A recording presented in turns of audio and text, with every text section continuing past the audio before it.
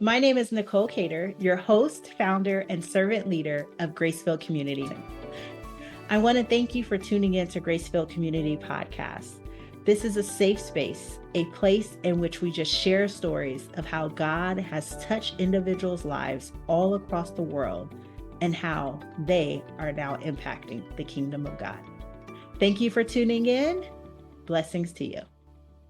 Hello, welcome. I am uber excited.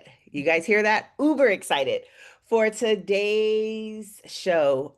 We have a returning guest, one who I am so grateful for, Denise Payne. And so before we get started, I do want to tell you, listeners, if you have not listened to our previous recording with Denise, you need to go back and listen to it.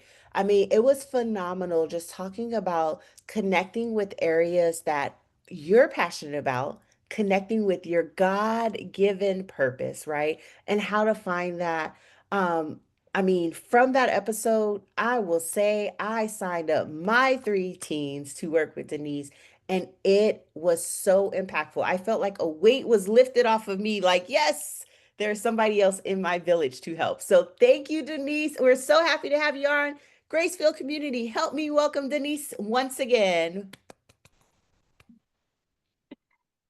Hi, Nicole. It's so great to be back. I'm happy to be here yet again chatting with you.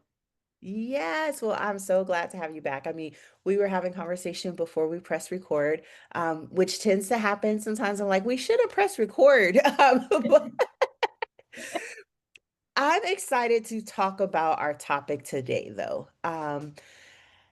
Premarital, right? Like once you made that decision to say, yes, this is the one, you've said yes. I know how important premarital consideration, premarital counseling, premarital I would really say like even mentorship is before going into marriage. In our own story, we had a very short process of premarital, and I do believe that some of that led to not being prepared for the things that hit us in marriage, the good and the bad, not really having an understanding of being prepared and how to handle them. And so I know that you work with couples in premarital aspects. So please tell us a little bit about what you do and then let's dive in. Mm. Yeah, so I have been utilizing Prepare and Enrich. It's a curriculum out of Colorado Springs. It's been around for about 40 years. It's helped 4 million couples to date. I have not helped 4 million couples, but it has. My husband and I actually, we were trained as lay ministers years ago with it. And we worked, man, about once, honestly, once or twice a year with couples just for free and kind of meeting with them, helping them prepare. And then when I became an empty nester and I launched into the career counseling, I actually became a certified facilitator and I was able to do Prepare and Enrich on my own. I do now charge, but I do work with couples all over the nation, and honestly can do internationally. I almost work with a couple in Austria. So like if you speak English, I can work with you. But basically what it is my couples take an assessment on compatibility. And so this assessment will give me results on compatibility in areas such as finances, conflict resolution, communication, spiritual beliefs, family of origin, a whole host of issues, usually about 12 to 14 areas, even personality differences. And then we kind of fine tooth comb those areas in session, but they have in session homework and out of session homework.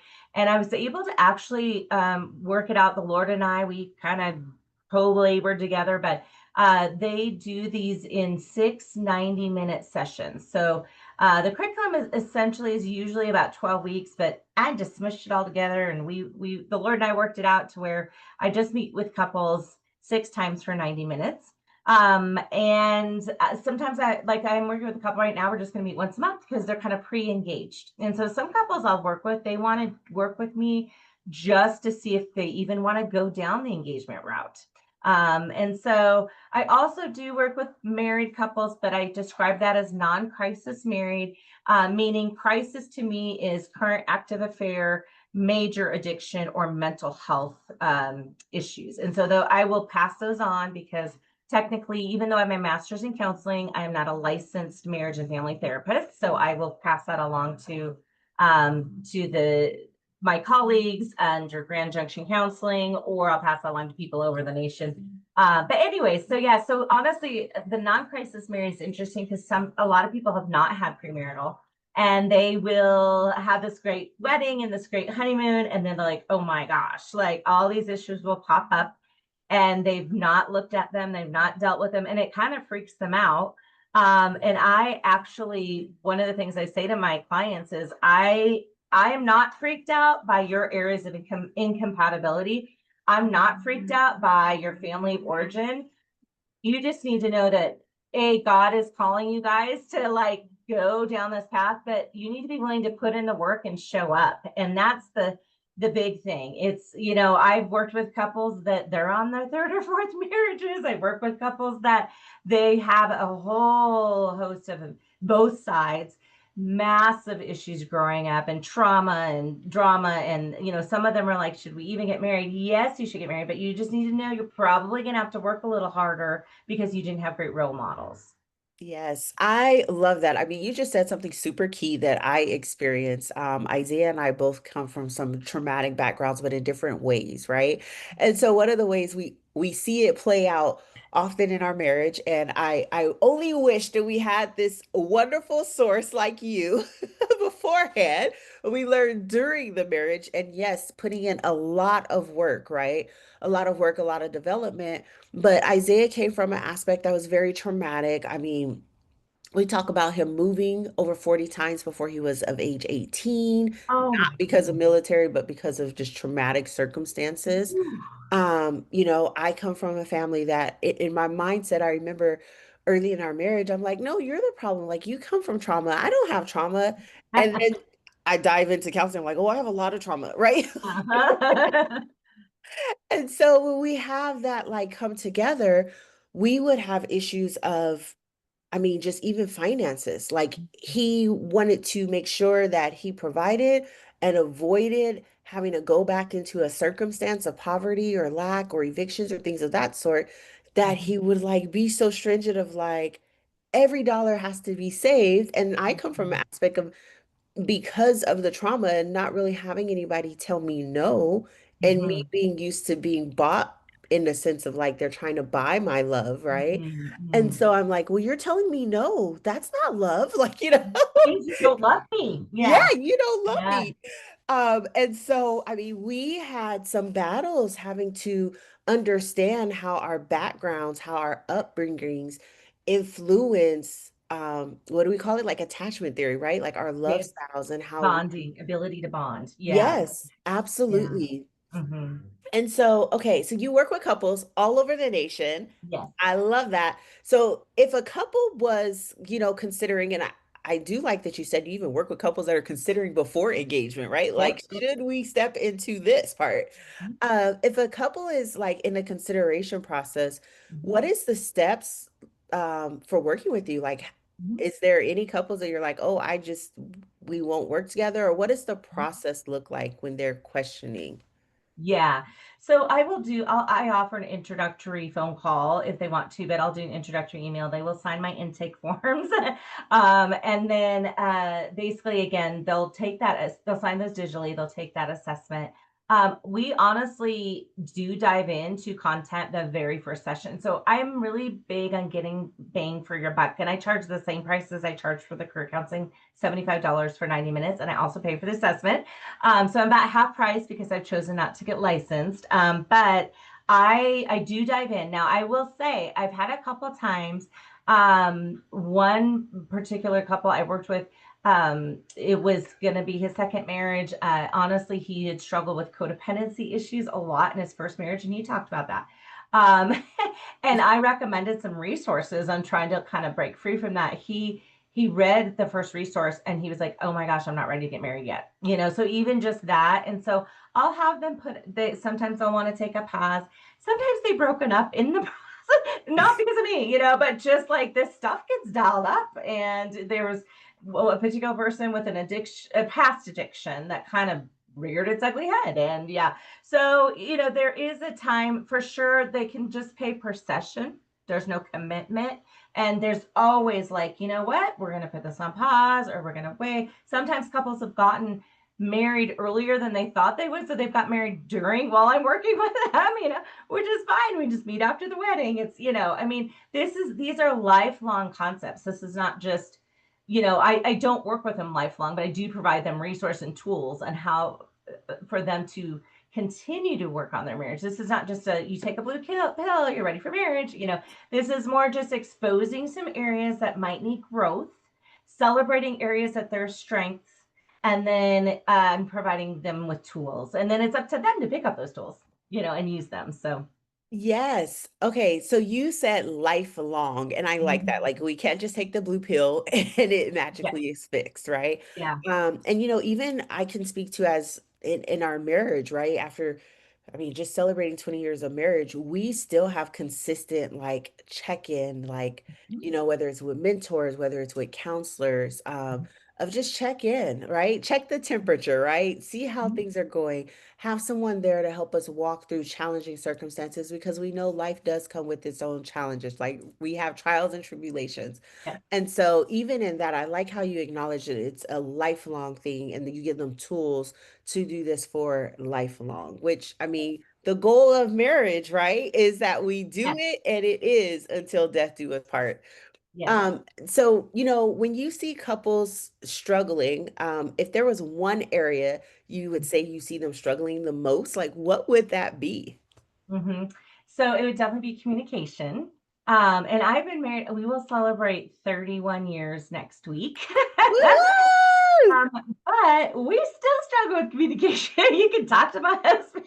We had a conversation this like yesterday, So that is the number one. And it's interesting because there's some statistics that finances and sexual dissatisfaction are the two things that lead to divorce. But I do, and I don't know if those statistics are within the church or out of the church. But in my work currently, communication is the biggest issue. Yes. So we do actually, I do have some tools that I provide for them regarding increasing communication. First of all, I do love that you check in with your husband. I recommend this, and my husband and I used to do this on Sunday nights when our kids were little. Honestly, we have one adult kid at home right now, and so it's a little easier to just connect and be together. But one of the things we used to do on Sunday nights is that we would do what I call marriage check-in, and we would say, hey, how do you think we're doing? What can I improve on? And a scale from 0 to 10, like 10 being bliss, 0 being I want out. Where would you rate it this week? I mean, it doesn't have to be, and then we would pray together. So we would just say, how can I pray for you in this area? And we would pray together. But another thing that I recommend, obviously, is, and I know this is very communication 101, but it does work, but using I statements when you're frustrated, instead of you, blah, blah, blah. But like, I felt sad when you didn't take out the trash after I asked you to 3 times, and so, let's get real. And so, but also and I know, again, this is communication 101, but it works with my couples. But then the response to the person that you're sort of confronting would say, what I hear you saying is, you're frustrated or sad because I didn't take out the trash. And there's so much that can be cleared up just by saying, can you repeat that? Or this is what I heard. And obviously the tone is huge. And sometimes it's that they didn't mean to even, come across as a frustrated tone. They just like stubbed their toe while they were talking to you. And so that's key. And then also, I feel like, there are different ways to communicate how much you love them, and 5 love languages, and I'm sure you're familiar with those. And for your listeners, I will just, it's from Gary Chapman, and he created these a long time ago. But for simplistic reasons, I will just kind of do just sort of like a very, for lack of a better word, like a crude, just breakdown of the 5 love languages. But you guys can get that book and read it more thoroughly. But quality time, words of affirmation, acts of service, gifts, and physical touch. And what I find with a lot of my couples is they will show love how they want to be loved. And so they'll just shower with gifts if that's their love language. And then the partner is saying, no, I actually don't feel led by receiving gifts. I want words of affirmation or things like that. So we do talk about making sure that first of all, we do discuss like, how do you feel most loved? And obviously it changes in seasons. So I used to be a words of affirmation girl, and then I had young children. Acts of service was right there. I was like, Right. you can just change a diaper. You can do the dishes so I can hop in the shower. And so that changed. And I let my husband know, like, you don't even need to tell me I'm beautiful. Like, just do the dishes, please, or vacuum. And so that changes and waxes and wanes, with different seasons in life. So we do talk about communicating in that way as well, even through physical touch and things like that. And I know that sounds weird as a way to communicate, but it's actually a way to communicate how you love them. And so, yeah, so those are some of the, just a little bit of a recap of some of the communication things that we discuss and talk about in session.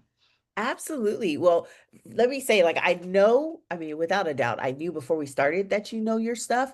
But as you were stating your communication tools, I'm like, yep, we learned to do that. Yep, we learned to do that. Like, these are all the steps for our listeners. These are all the steps that we put in place. And we were coming out of marriage with crisis.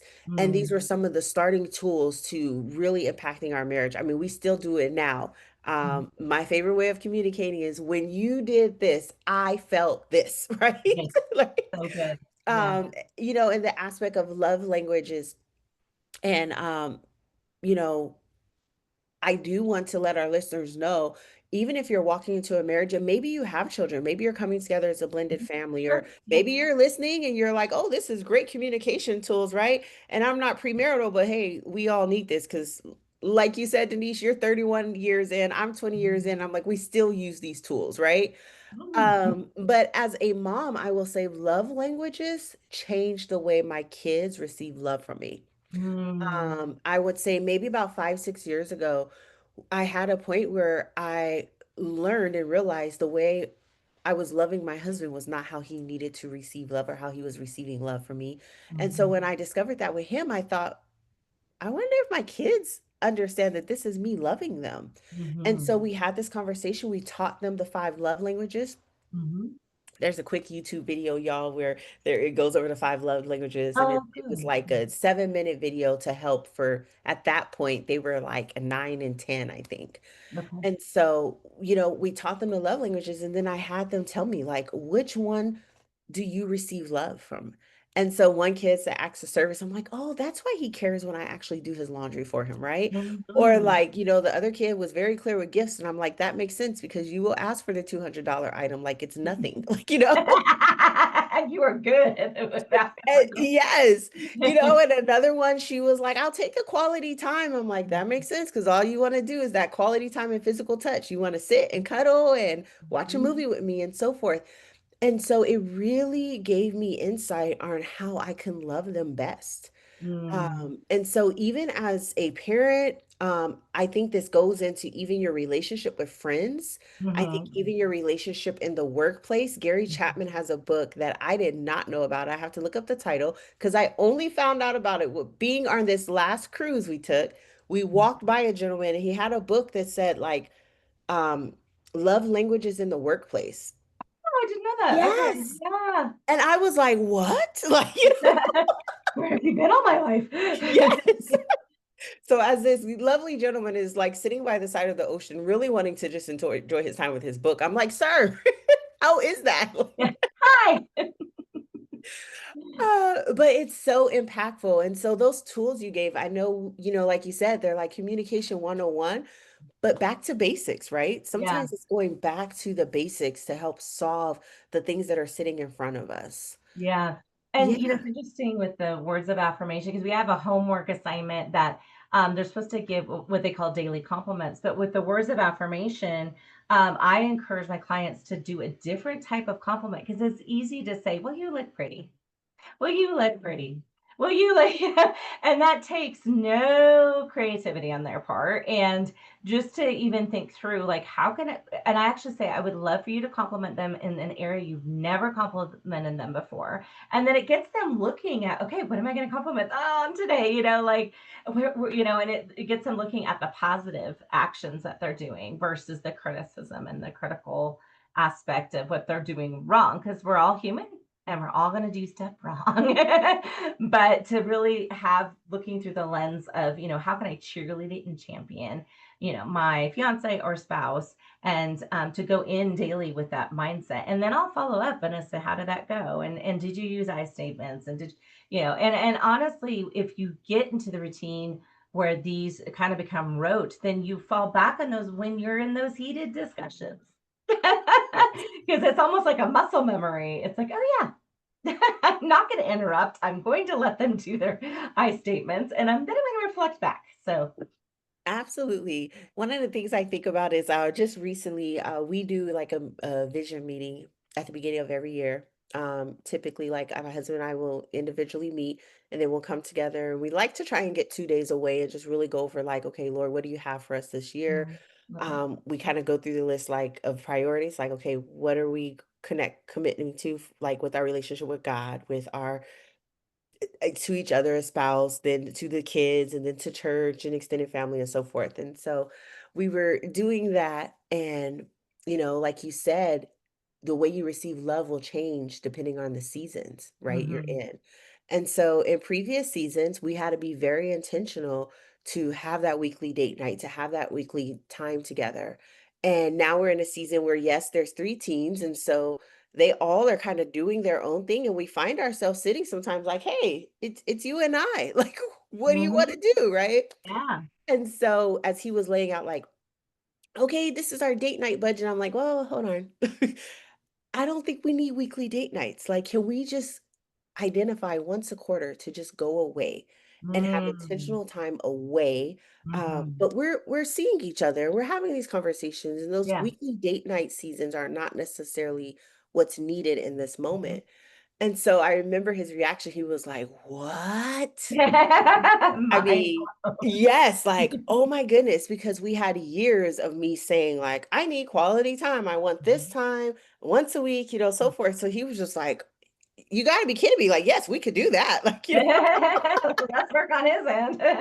yes. But I think that just speaks to why it's so important to keep these communication skills, to Yeah. do those check-ins Mhm. and go through like what does your spouse need at this time, at this season in their life, right? And keeping that in mind, many of us did not get to see that in the marriages that went before us, right? Yeah. So many of us, especially if we look at the differences in time, we look at the difference in how we see therapy now, how Mhm. we see like talking about your weaknesses and Mhm. getting resources for those. That Mhm. was not there if I even consider 20 years ago, 40 years ago, let alone 60 years ago. And Mhm. so a lot of us did not have role models that we could necessarily say was a true healthy marriage of Mhm. family origin. And so when you have couples that come to you and um, they're coming from a place of that they didn't get to see that healthy role model, Yeah. how do you recommend them thriving in their marriage? Sure. It's a great question, and it comes up quite a bit. And so basically, first of all, I remind them that they have a chance to create a whole new family culture. And so they do not need to bring anything in. And we actually have a homework in session thing where they say, what do you want to bring, if anything? One thing, like what's one, because we don't have time to go into, all the things, but what's one tradition or one thing you want to bring in, if anything? What do you not want to bring in? And I've had clients that are like, I want to bring nothing from my family portrait, which I totally respect. But sometimes it's nice, even if you've had just a lot of trauma, but they're like, wow, I really like that we did cinnamon rolls on Christmas morning. I mean, even just a simplistic thing. I want to hand down that tradition, or family dinners or things like that. But again, kind of what I talked about at the very beginning. First of all, I really try to empower my clients. Like, you can make those changes. you get those resources, get the therapy, get the books, get the, that you actually can break generational curses. You can break family lines, you can break patterns, but you have to show up and do the work. And that, I kind of keep reiterating that. But I love to get them dreaming about, oh, I don't have to fall back into that family culture. And we do goal setting at the last session, but what are some goals that you have, the short term, midterm, long term? And I even encourage them to create a mission statement, for their new family, even if it's just the two of them. Like, this is family. I said, what you start from the beginning is going to be easier when you start that in a healthy way, and healthy patterns. Going to be easier when you integrate kids into the mix, because as you know, that kind of can become a little wonky and wacky with young kids. But if you already have those patterns established, it's going to be a lot easier. And speaking of healthy, it's interesting because I tell my clients, I actually don't necessarily want you to live happily ever after. I want you to live healthily ever after. Yes. I'm like, I want you to have an always healthy, mostly happy, because sometimes having a healthy relationship, you're not happy, but you for a season or a second, but it promotes connection. And once you're connected and you get rid of those unhealthy things that are impeding connection on all levels, that is going to lead, to some type of happiness if you so choose. However, you and I both know, and I've told people that it's not your job to make your husband happy. Isn't that a shocker? Yes. Yes. It is my job to choose to have joy in the Lord. And, of course, I look at it from a Christian perspective, but even from a non-Christian perspective, it's my job to choose to be happy no matter what the behavior is. And if there is some behavior that makes it harder for me to be joyful or happy, it's my responsibility to speak up about it. And then if there's not a change, then yes, there's some boundaries and parameters. And yep, we need to go through this or go there. But that, I think, is a huge lie. This assessment has built-in rose-colored glasses, like a litmus test for that. And it has a built-in instrument in there where we do talk about, you get, especially the young, starry-eyed. Sometimes I work with really young couples and they're just like, nothing could ever make me not love my husband ever, and I will always be in love. And I'm like, okay, honey, well, and so, yes, I think the Lord does have amazing fruit and wonderful things and fulfilling, wonderful marriage. That is just hard, but I think it's pretty unrealistic in our fallen world to think that we're going to be, we're going to have a heavenly marriage this side of heaven yeah. Right. Absolutely. I mean, Isaiah and I was definitely that young couple that was like, oh, this is great. And all we need is love. yes, and like, we got love and that's all we need and we're good. And I feel like literally the next day after marriage, I was like, oh, this is not like, oh, yes. Okay, we are going to take a short break. Listeners, don't go anywhere. Stay tuned. We are going to talk about what do you do when maybe you think you're getting married too soon, or maybe these assessment results don't seem to line up in the way you thought. So stay tuned. We'll be back after this short break. 9 out of 10 Americans aren't getting the essential nutrients we need from our diets. Well, now you can with Shaklee Vitalizer. In fact, to get all the nutrients in a single VitaStrip, you'd have to eat all of these foods. And probably live in the supermarket too.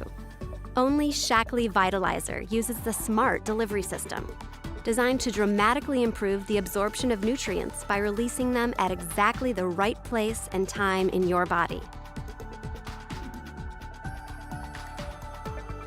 We all want to thrive every day.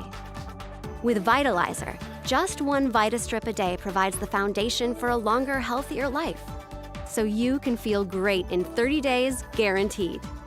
That's the Shaklee effect. At Shaklee, wellness has been our mission since 1956. In harmony with nature, let us help you live healthier with proven products made from best ingredients nature has to offer. To learn more or get any of our amazing Shaklee products, visit the website displayed on the screen or in the show notes of this podcast. All right, listeners. So we are back with Denise Payne, and we are talking some good nuggets about marriage. And I really want to say just about relationships and communication and preparing for marriage. And so as we come back from break, Denise, I just have to ask because I'm sure that are couples that come in and they're like, we're getting married next month or next week, right? Or couples that even come in and they look at their results and it seems like we're very much so incompatible. Like, Mhm. what do you tell couples in that position? Yeah. So I'll talk about the incompatibility piece first. My husband and I, as part of the training, we had to take the assessment, and we were the failures of the class. And we've been married, like at that point, I don't know, 15 years or something like that. But we were very opposite, and I like to call it complementary.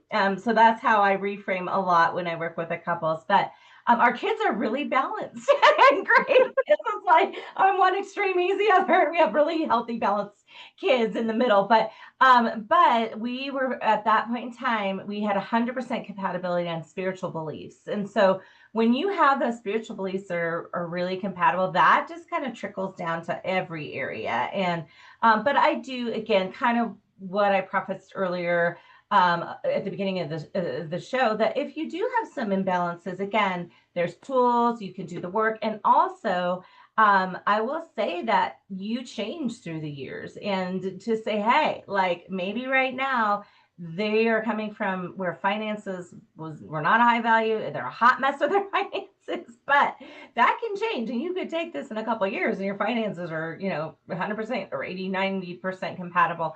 So we talk about that. And then also I feel like sometimes God does like to look at what the Lord's doing. And I feel like sometimes God does bring those people that are not two peas in a pod, so to speak, or, mini clones of themselves. And he iron sharpened iron. Yeah. And he knows what he's doing. I mean, there's even my husband has his own business. I help him a bit here and there, but I support him in a way where I do some bookkeeping, some other things, but my like helpmate supporting in that, like that's part of the incompatibility personality, but yet it's a huge benefit for him and it's a benefit for us as we co-labor together in that. So to also just reframe it doesn't mean you're gonna have a horrible marriage.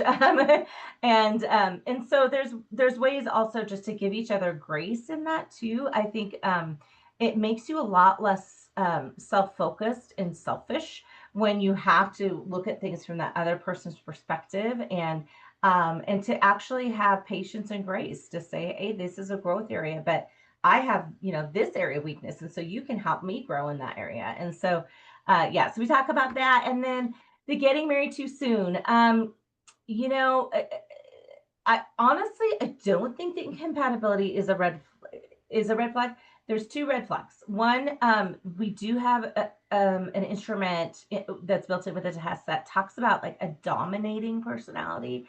And if there's flavors of like abuse, even verbal or emotional, that would definitely be something I would just get in right there. And so there's that piece. And then there, when people who are really for them, and especially other believers, that when there's all kinds of bells and whistles where people are like, I am not, comfortable with this, and this does not feel like, I prayed for you, I've been praying for you forever. People you've allowed to speak into your life. You're always going to have that one weird cousin that's like, you guys shouldn't get married. It's because that cousin wants to get married and is jealous. But in general, like if there are a lot of solid people, especially believers, and some family members, I know there's some unhealthy family members, so you need to take that with a grain of salt. But if they're like, hey, we would really prefer you wait, I can't tell you how many, because I have a lot of friends now with adult children. I can't tell you how many friends that they've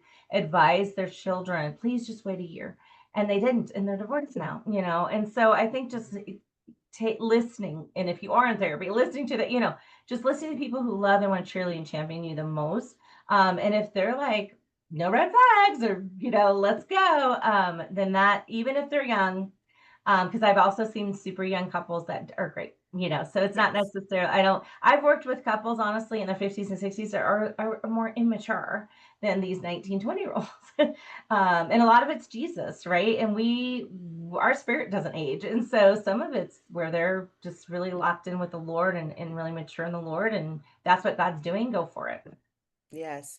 You know, there's a super key part that I can't pass up is Jesus in the mix, right? Mm, Like when I think about all the times and all the crises and all the things that even my husband and I went through, the thing that always kept us grounded, and even we would not be together today if it was not for our spiritual beliefs both being compatible. yes. Because at the end of the day, it is like, hey, we may not like I may not agree with maybe what you're saying, but I do believe that the Bible is the truth, and I believe Mhm, that that's our guideline. mhm, And so amen. as much as I may go down kicking and screaming, Mhm, I am going to follow this because this is the principle and the Lord is my savior.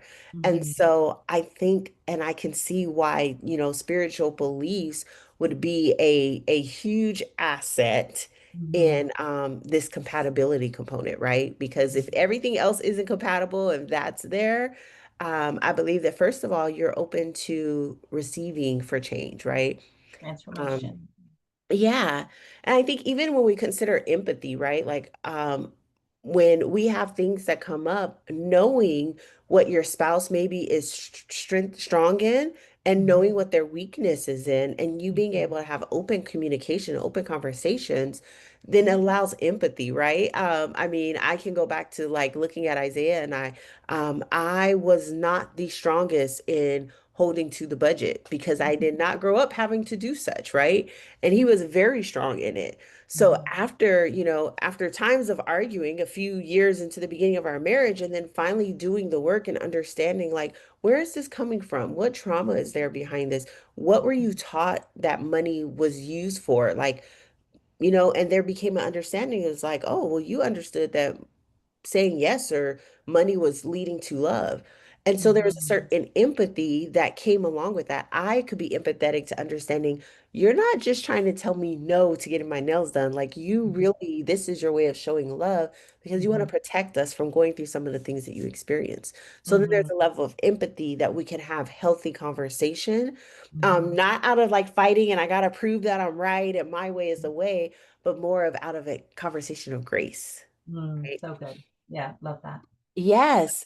Okay. And so, as we get ready to close out, time always goes so fast. But as we get ready to close out, one of the things that I do want to talk about is the aspect of when you have a marriage, Mhm, when you're in a marriage and it's been long term, right? Like we're mhm, 20 years in, right? How do you keep that marriage from being stale, right? That newness and that la la la la la la la, I just mhm, so love him. Maybe it's not sitting there. Maybe you got accustomed to like this is our routine because I think mhm, sometimes routines can be damaging to us. Um, but how do you keep that marriage lively? Like how do you get out of that staleness? mhm. Yeah, so a couple things. I think back to when my husband and I were empty nesters, and he loves to mountain bike and always has. And I grew up dancing, tap dance, ballet, and all that. And I'm not, not a big mountain biker.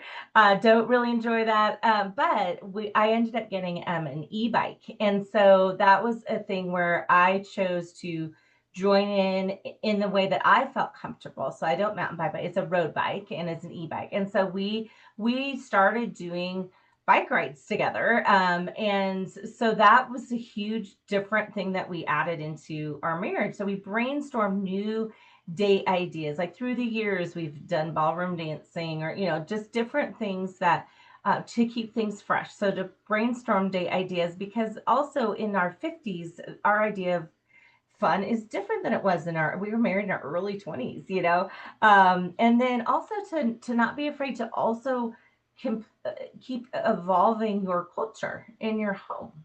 And so to sit down and go, do we have a new mission statement? Do we have, through the seasons, with introducing kids or kids are in teens or, to not be afraid to sit down. Like you said, we actually goal set as well. We fast that day and we goal set, try to do it on the 1st, January 1st, but But we'll do goals for our business, goals for our marriage, goals for our kids. How can we go, even when we have adult children, how can we help our kids achieve their goals? And they'll do their goals and tell us, and then we kind of go together. How can we support them? I mean, we have financial goals. We have, and so I think too, like one of our goals might be, all right, what are we going to do differently in our marriage this year? What are we going to, and of course, like go to that conference, get some non-crisis marriage counseling, read those books.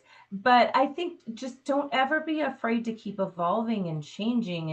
And because we are as individuals, why would we not think that our marriage would Yes. do that with us? And I think people just get stuck back. Like you said, that routine can be an enemy. Like we just get stuck back into Tuesday night date nights, and to also get creative. We had a season where finances were really tight because we've been entrepreneurs and you know how that goes. Yes. Oh, yes. It is the wave. It is the feast or famine. And so we had a famine season where we actually weren't dating. We went a whole year with really not going on dates because of finances. And then we got creative. We said, we're going to buy a chimenea. We're going to have an outdoor, fireplace thing. We're going to just have a glass of wine. That's our date nights, glass of wine by the chimenea. And that was so great for our marriage. And we let like our finances, we let the whatever, the busyness, we let that all, you have to protect. It's like a garden, and they say, don't let those little foxes get into the garden. And finances were a little fox for us. You have to tend it. And so, yeah, just to really look at it in its own entity. You have yourself and your spouse and your marriage. And sometimes you actually do choices that are better for this that aren't even necessarily better for individually, if that makes sense. Yes, I love that. So when we got married, my husband was coming out of playing football and baseball, and I initially had played basketball, but was not really into like going to the gym weightlifting, right? And so he always was like, "Oh, I'd love for you to go to the gym with me," and I'd be like, "This is not my thing," right? Well, recently, probably thanks to a little perimenopause and all these great things happening in the body, I Yep. have found an amazing joy for going and weightlifting. Like I really enjoy it. But talk about change, right? So Mhm. 20 years ago, you could not get me to go with him to the gym. I was like adamant, like this is not the thing for me to do. And now I'm like waking up at 6 a.m. like, you want to go with me? He's like, no, I don't. Like, And you're driving that train. I love it. Yes. So change, like where you have to be willing to like take the change. One of the things that I've been telling myself so consistently, especially in the season, is don't put on a winter coat when it's summer. That's right. You That's know, right. recognize the season you're in and bring the tools for that season. And it's Mm-hmm. okay that the season changes. God created seasons. That's right. Yep. Yes. And don't be afraid if there's a winter in your marriage because it literally could just be for a week or it could be Yes. a month or it could be 6 months. And that's the thing is I share with my clients, like, it's not like, okay, year one was amazing and then it went downhill. It's like year 11 was fantastic. Year 16 was great. Year 27 was cool. Year two was sucked. It's just like, I Yes. mean, but you got to just press through and say, just to, it's so much richer as you fall in love with that your husband all over again when he holds your baby that just came out of your womb. I mean, it's just, I mean, when you go through these experiences together and you bond and you see aging parents and all these things, you're just, every season brings a challenge but also brings an opportunity to connect and again just transform your marriage along with it. But I love what you said, embrace the season that it's in, and also know change is coming around the corner, but it's kind of exciting too. Yes, yes, absolutely. Well, as always, I have enjoyed our time together. Oh, I can see you'll be back on again. I Oh, hope. I would love Like I'm to. just speaking it, but I hope. Like, I received that. I would love to. Oh goodness. Okay, so as always, please tell our listeners how can they connect with you to connect with these resources. Mhm. So I have a website. It's called Christian Premarital Counselor. And so you can go on that. And then Instagram, Facebook is all Christian Premarital Counselor. So just kind of type that in. But Denise Payne and my face should pop up. And I'm sure in the show notes, you'll probably have those resources as well. But yeah, I would love, I have people that have just found me through my website, and I've worked with people all over the nation just by Googling Christian premarital counselor popping up, and we've had some great connection, even if we're in different states, and I hope different countries too. That's one of my goals. So Yes. Oh, I love it. I love it. Well, if you're a listener and you're international, Denise has you. Reach out to yes, her. yes. Oh, all right, Graceful community. As always, we are so grateful that you would take the time and tune in and listen in, and more importantly, invest in yourself through taking time with this podcast. If you do not have a community, we believe community is uber important around here. So if you do not have a community and you're seeking a community, we welcome you to join our online community, and we want to connect you with resources near you so that you can build a Graceful community of your own. As always, stay tuned for the next one. Follow us on Instagram, Facebook, YouTube, all the spaces to get our newsletters, our updates, all the resources that we have for you to continue growing in your journey and your walk with our good Lord and Savior. Take care. Thank you for tuning in to today's episode of Graceville Community Podcast. We would like to invite you to visit gracevillecommunity.com. Graceville Community is all about doing church the way Church of Acts did, using 5 main principles that we see in the book of Acts. Sharing resources as believers pooled their possessions and resources to support those in need, as we see in Acts 2:44. Through hospitality, the early Christians practiced hospitality by opening their homes to others, as we see in Acts 2:46. By financial aid, the church in Antioch sent financial aid to believers in Judea during a time of famine, as described in Acts 11:29. Prayer and encouragement, they supported each other through prayer and encouragement, as we see in Acts 4:24. And finally, spiritual guidance. The apostles and elders provided spiritual guidance and teaching to help strengthen and build the community, as we see in Acts 15:30. I would like to encourage you, if any of those areas are areas in which you are in need or can contribute, please reach out to Graceville Community.